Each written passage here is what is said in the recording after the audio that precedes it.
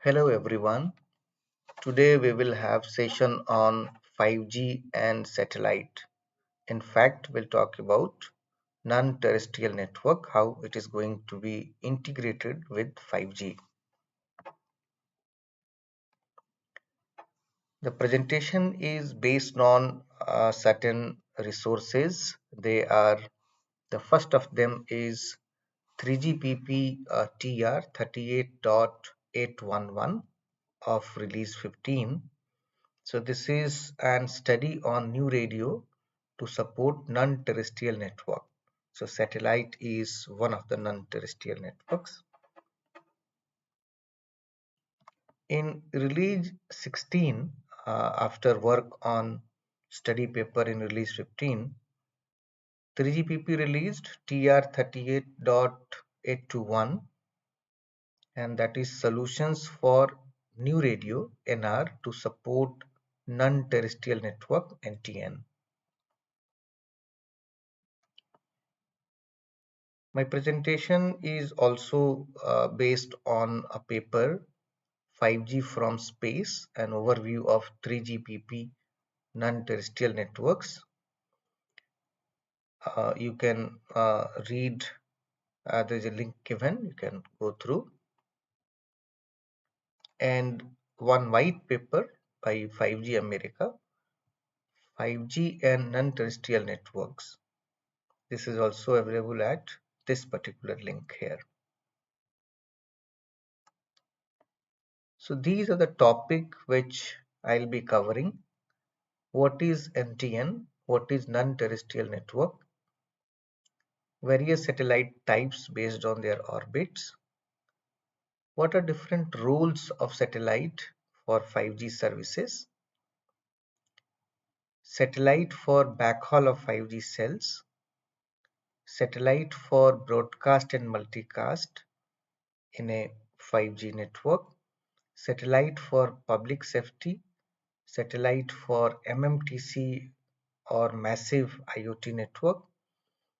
And then satellite as a bent pipe or transparent payload, satellite as access, that is regenerative payload, satellite in multi-connectivity architecture, satellite payload as DU, distributed unit of G node B, new radio in a split architecture, and what is the concept of relay node.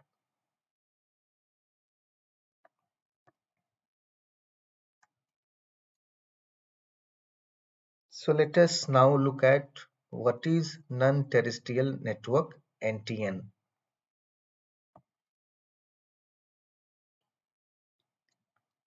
So NTN or non-terrestrial networks includes the satellite network, high altitude platform stations as IMT base station HIBs.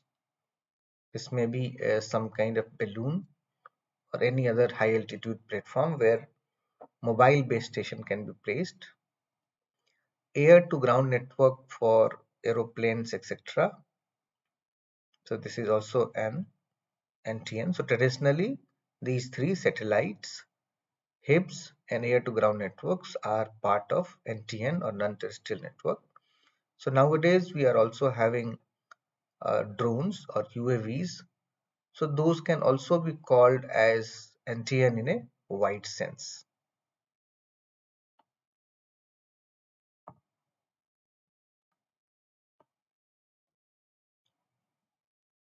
Now we will talk about satellite types based on their orbits.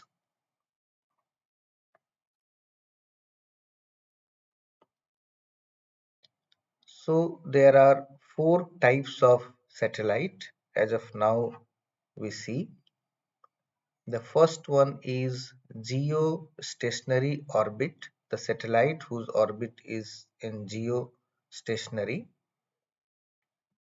They are at a height of 36,000 kilometers from Earth, and the orbit time is about 24 hours. The next type of satellite is high elliptical orbit satellite. They are at height of 28,000 to 50,000 kilometers from Earth. Since they are highly elliptical, so their height changes along with their path. That's why a big range. And they take about 12 hours to make one orbit or one round of the Earth. Then we have medium Earth orbit, MEO. They are at height of 5,000 to 25,000 kilometers. So it depends their height, and based on their height, their orbit duration can be from 6 to 12 hours. Nowadays, a lot of low Earth orbit satellites are being put by the various companies. They are called LEO. So they are generally at a height of less than 2000 kilometers, and their orbit time is 1.5 to 2 hours. This LEO distance can be as low as 150 kilometers or so from the Earth.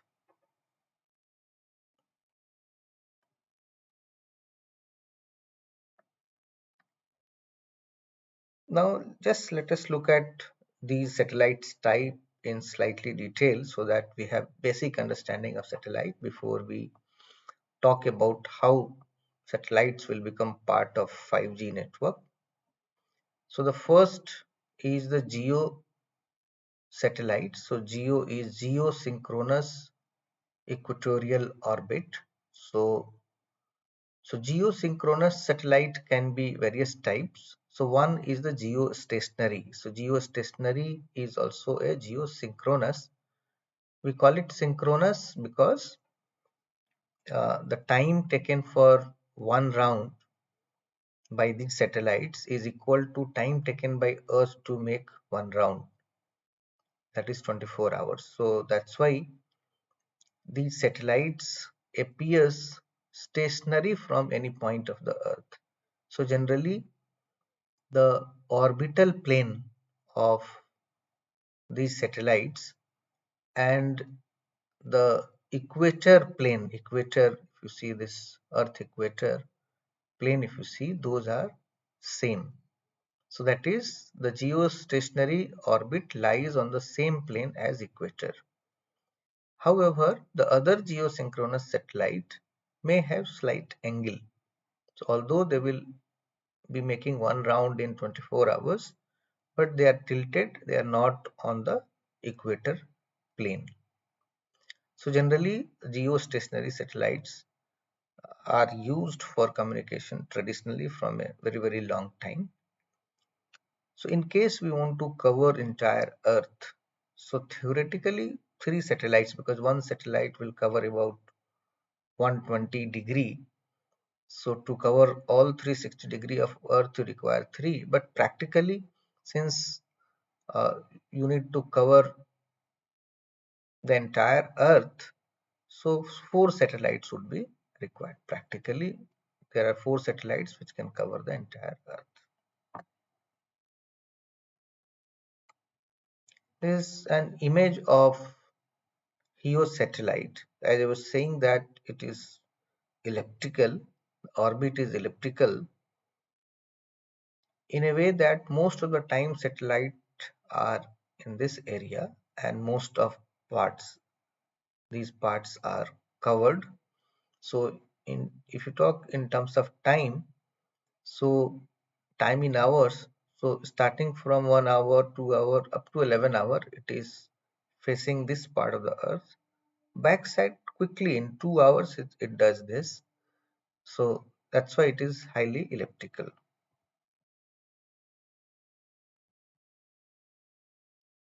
So this is same example with different picture.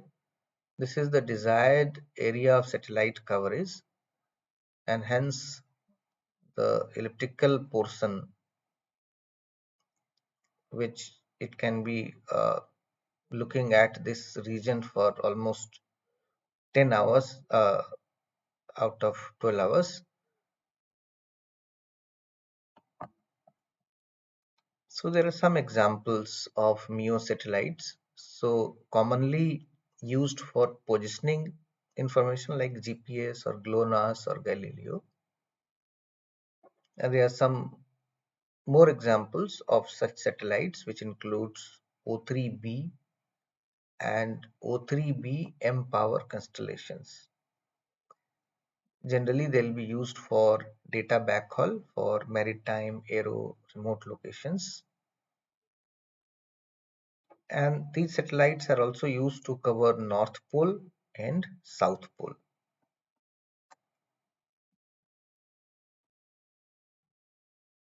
Now let us look at low Earth orbit satellite, LEO.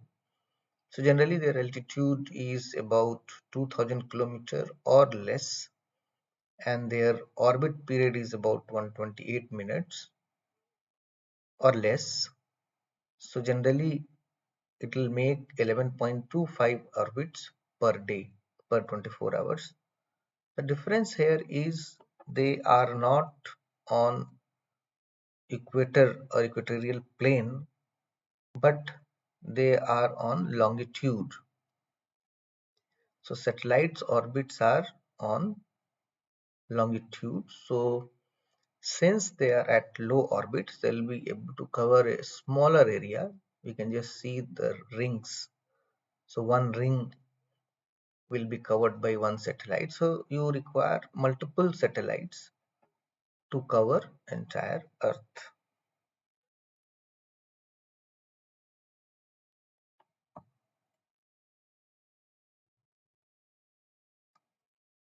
So you can just see that if you have low orbit satellites, their footprint is a small circle which is shown.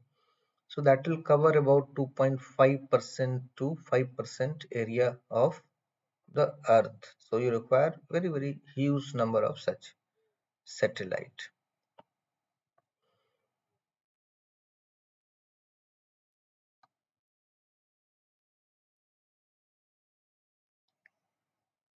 So what are different role of satellite for 5G services? Let us talk about that.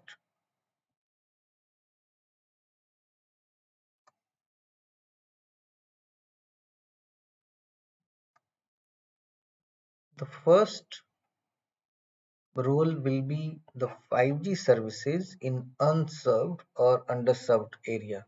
So there will be certain area where the terrestrial network like 5G may not have any coverage.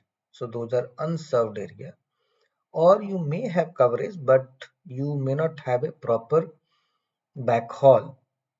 So you are not able to serve that area properly. So in these area, satellite will help run the 5G services. Then second type is 5G service continuity.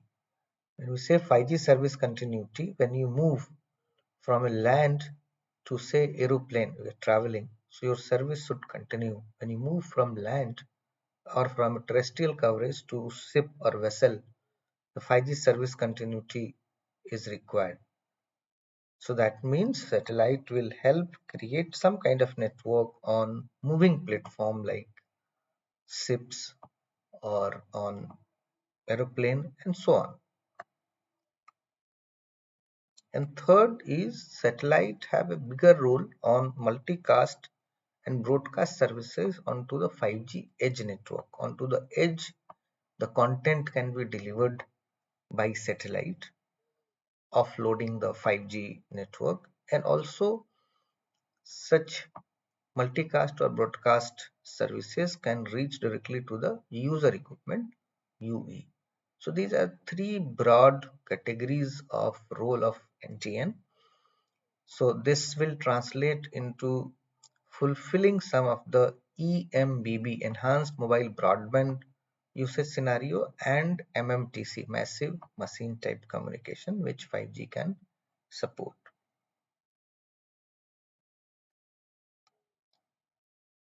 So to support these three broad uses or roles, the first is that satellite will work as backhaul for 5G cells. And how the network will look like this, that you have user equipment. This can be mobile or even can be IoT or machines, will connect to your G node B, we call it NG-RAN, and connectivity from G node B or NG-RAN to 5G core network will be via satellite. So those N2 and N3 interfaces towards core will be carried by satellite. So satellite is working as a backhaul. And then of course we have the data network. So satellite as backhaul, and for enhanced mobile broadband type of scenario, supporting eMBB kind of scenario, these are use cases. One is the fixed cell connectivity. That means the 5G cell is fixed at a location and backhaul is being provided by satellite. So this will be more important in isolated area, remote villages where we don't have 5G coverage, or mining kind of scenario, or offshore infrastructures. So there we can have a cell, 5G cell, whose backhaul is on satellite. The second scenario is mobile cell connectivity. Mobile cell means the 5G cell which is on a moving platform, on an aeroplane, on a vessel, etc. So there 5G will work as a backhaul. So passenger on board vessels or aircraft can really enjoy the 5G service because it's being connected to the satellite. The cell present on those platforms having backhaul from satellite.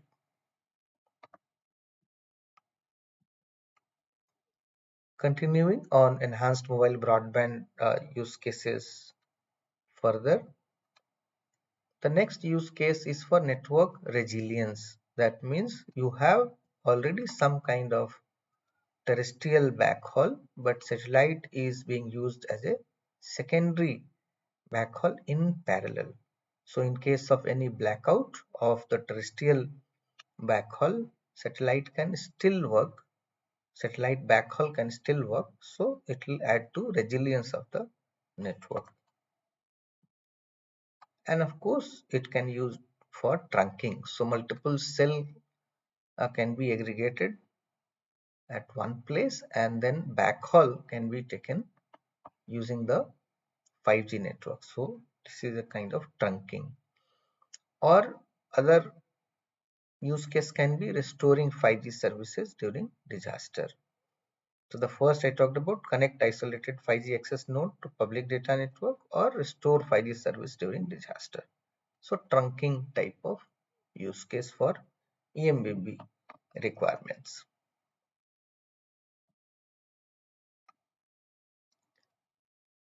So let us look at this picture of satellite being used for network resilience. So these are terrestrial 5G network. They are connected on a terrestrial backhaul, maybe fiber or radio, but they are also being connected to satellite. From satellite it goes to gateway, and from gateway it gets connected to 5G core. So this is a kind of secondary backhaul being used in parallel, and blackout can be avoided.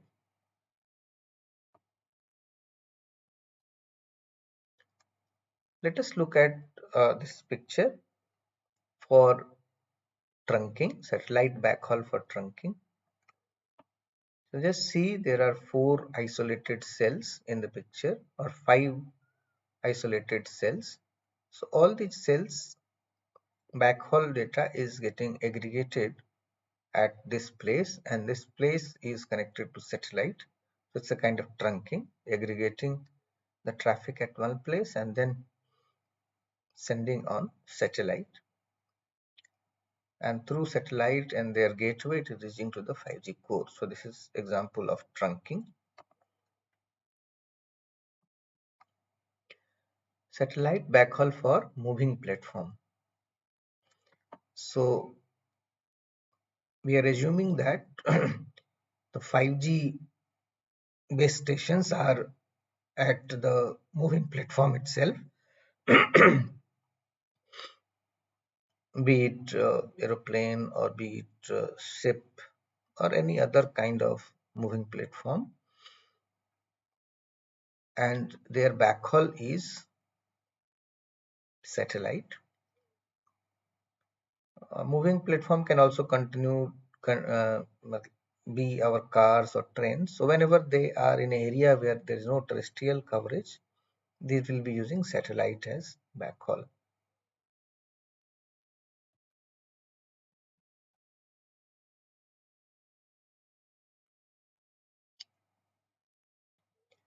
The next topic is satellite for broadcast and multicast. So basically 5G has a concept of edge, mobile edge computing, MEC. So as we know that in 5G, most of the latency sensitive services will be delivered through edge, and edge will be there at every city or every place. The traffic is not required to go to core network, so latency is maintained, one of the aspect of latency. The other use of edge would be the broadcast services, the content or the caching related to broadcast services can be delivered onto the edge, and from edge it can be delivered to the user equipments. So satellite can really help us meet this requirement. The other can be direct to the node broadcast. So you have a node at top of your house, and there you are receiving all the broadcast or multicast type of transmission, or it can be directly to the mobile. The satellite will directly transmit it to respective mobile. So in case of edge, in fact, satellite can deliver broadcast and multicast content. So you are kind of offloading mobile network infrastructure. So you can support more services on 5G infrastructure, and broadcast is offloaded to satellite. Direct to node broadcast is, suppose you have access point on your home or onboard moving platforms where 5G signals are received or broadcast signals are received and then distributed to the users inside the home or inside the moving platform, or it can be directly to the mobile broadcast. And use case can be during disaster warning, some warning message can be given. There are a lot of hardware present in the devices, the firmware update is possible, or entertainment kind of services in vehicle, so that can come directly from the satellite. So these are three category of use case for broadcast and multicast where we can use satellite. Then satellite is very important for public safety even today, and with 5G this will extend. So one is that we can create a wide area public safety network using satellite, or you can create local area public safety or regional area public safety. So basically you have access to user equipment, handset or vehicle mounted. So it will also serve as continuity of services during disasters.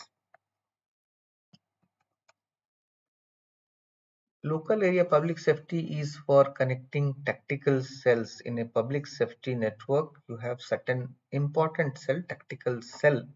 So there you can have additional connectivity on satellite, and also the satellite access on home, that is access point or onboard moving platform. And third is access to user equipment, handset vehicle mounted, and continuity of service. So basically the public safety network, we will be having satellite access, either a direct access or trunking or backhaul. and we will realize the connectivity using the satellite. Satellite for massive machine type communication, mMTC, or massive IoT. So wide area IoT service. So for wide area IoT service, we will have satellite or moving platform, spaceborne platform as access. So all kind of NTN network can be used. This can be for continuity of service across various space platform and terrestrial base station. Example is global continuity of service for telematic applications. So one example can be in case certain containers are being transported from one country to other country. So it will move from a terrestrial network, then it will go on a ship, and again in the other country it will move to a terrestrial network. So continuity of service. So there will be a lot of IoT devices onto the containers. So connectivity for those IoT devices, one is the terrestrial network. Once it is moving away from the terrestrial network, then satellite becomes the connectivity. And once again in the other country, it again becomes a terrestrial network. So global continuity of service for telematic applications. These are called telematic applications. So other telematic applications are automotive and road transport. So where you have speed limit, driver behavior, firmware software update, all those IoT kind of services. Or in case of energy sector, you may require surveillance of oil and gas infrastructure. So a lot of sensors would be installed and those have to connect to the network. Or fleet management, asset tracking, so telematic applications, or in agriculture, livestock management, farming. So for continuity of services to such IoT in a wide area sense, we will be using the satellite. The other is local area IoT service. So here we may use backhaul for cell or group of cells. Those are serving IoT devices, or group of sensors that collect local information, connect to each other and report to a central point. Central point may also command a set of actuators to take local actions such as on-off activities or certain complex actions. Use cases can be smart grid subsystem, container on board a vessel, or a truck or a train in a local area IoT service requirement. So wide area, local area. So these were for massive machine type communication. Now let us look at how satellite can actually be used. So the first concept is satellite as bend pipe or transparent payload. So till now we had talked about satellite working as backhaul. Here now satellite is playing a role in the access itself. It is being some kind of access payload. So look at this picture, which is a satellite being used as a bent pipe. So you have 5G core network, you have 5G RAN, that is your towers. Now instead of 5G RAN transmitting directly to the user, it will send the user signal to a satellite gateway, and from satellite gateway, this we call it feeder link, on frequency F2, those user signals are going to satellite.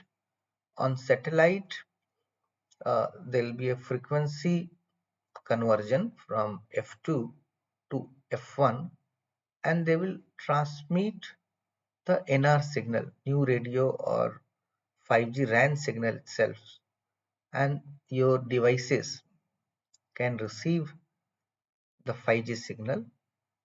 So this is one concept.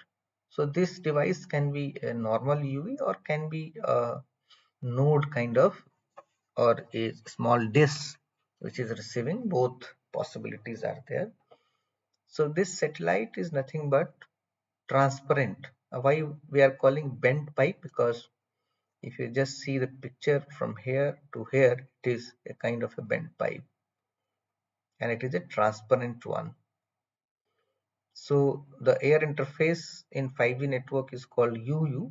So UU interface is being handled transparently by the satellite. So as such, this is called transparent or bent pipe use of satellite. So just look at this picture. So basically NG-RAN, the next generation radio access network, what all it consists, the G node B onto the ground, and then to the gateway, satellite gateway or NTN gateway, and from gateway it goes to satellite transparently. The interface is direct NRUU, and then you have the user equipment. One important aspect is different satellite may be connected to the same G node B on ground. So over period of time, one satellite may not be available that can be away from this G node B from line of sight. Other satellite may come. So the same G node B will access multiple satellite over a period of time depending upon how those satellites are being used. The second option is multiple G node B may use the same satellite. So although here it's shown is one G node B, so there can be other G node B, third G node B connecting to the same satellite. So both options are there.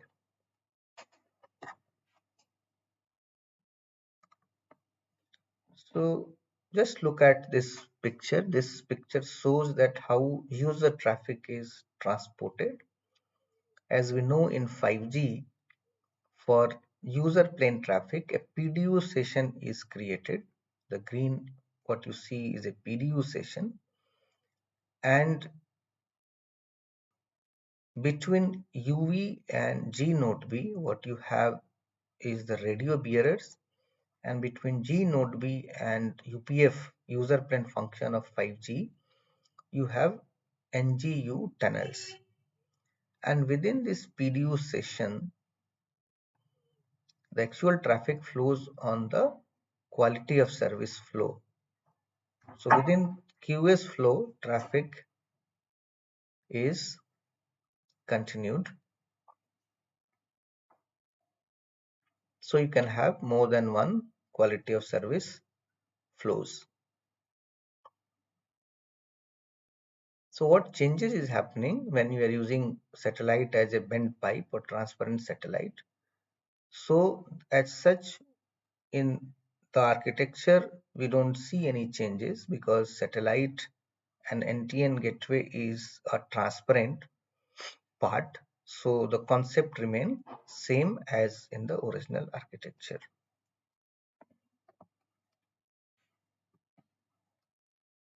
If you look at the protocol stacks, so user plane protocol stack and control plane protocol stack.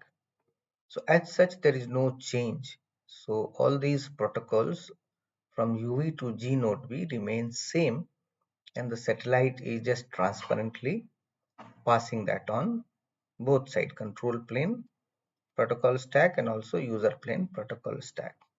So as such, there is no need to modify the NG-RAN architecture to support transparent satellite access. But since there will be a delay in timing, so all the timings of between these protocols wherever defined has to be extended.